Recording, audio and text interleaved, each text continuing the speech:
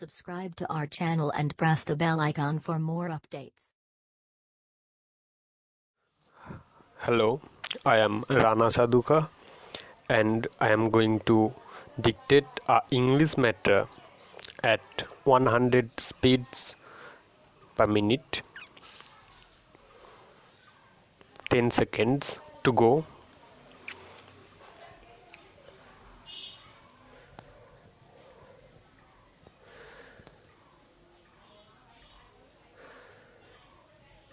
Now, sir, honorable members will recall that the bill was introduced in the House of the People on the 2nd September 1953.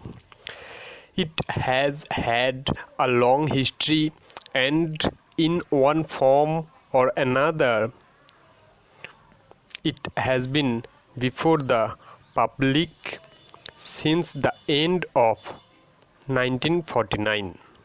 In the statement of objects and reasons, the various stages through which the bill has passed since 1946 have been summarized, and I need not recapitulate on this occasion the circumstances in which the then government of India took the decision in early 1946 to initiate an inquiry into the reform of our company law.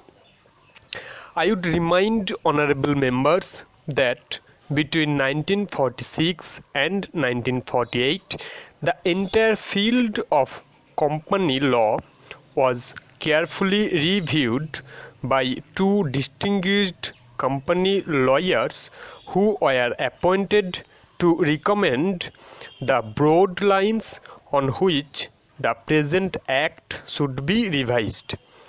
Their recommendations were examined in the then Ministry of Commerce, and certain tentative departmental views which emerged were circulated in a comprehensive memorandum to all recognized trade and industrial associations, bar associations, the high courts and the state governments. That brought us to the end of 1949.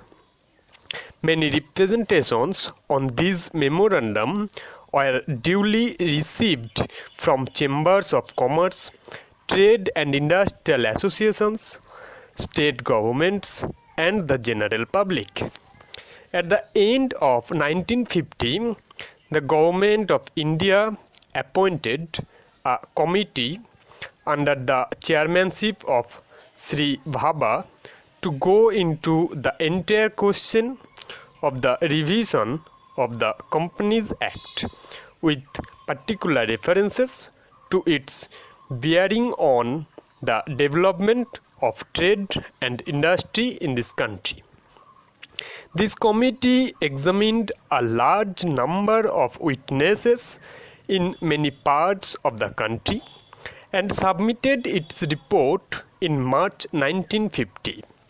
This report again was circulated to all state governments, chambers of commerce, trade associations, high courts and many other bodies. At the same time, a special officer was appointed in the Department of Economic Affairs, Ministry of Finance, to examine the report in the light of the views received from the interested public and to submit proposals to government for the revision of the present act. The bill now before the House is based largely on the recommendations of the Company Law Committee, modified in a few particulars. Honorable members will notice that so far as public relations go, the bill has covered adequate ground. In a measure like the Companies Bill, however, which covers the entire field of the operation of joint stock companies, the limits of consultation and discussion can never be exhausted, and I would like to inform honorable members that although the bill was introduced in Parliament over 7 months ago, our officers have been engaged throughout this period in further studies and informal discussions with the interests concerned, and on occasions I have also participated in such discussions. I have also given some further thought to some of the issues arising out of the bill, and I propose at the appropriate stage to bring before the Select Committee any changes in the provisions of the bill which seem to me to be worthy of consideration in the light of this further examination. No honorable members will have noticed that the bill contains 6 clauses and 12 schedules. I think it is probably one of the longest legislative measures in recent legislative history, but its size might be regarded as misleading unless I make a few commitments. The bill is both, one must remember, a consolidating and amending measures.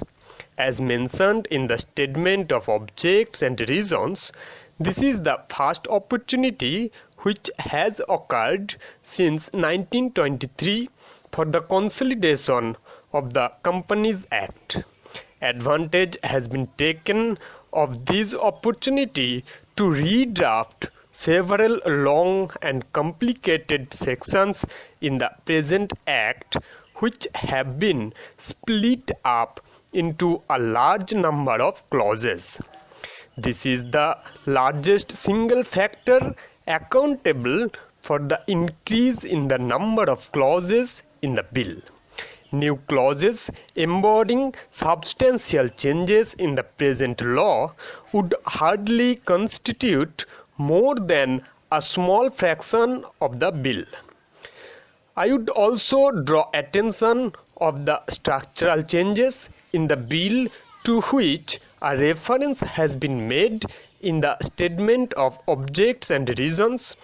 The redraft of the bill and the rearrangement of the existing chapters in the Companies Act in a more logical order have, I think, resulted in a noticeable improvement in the form of the bill, and I hope will facilitate better understanding and appreciation of the scheme.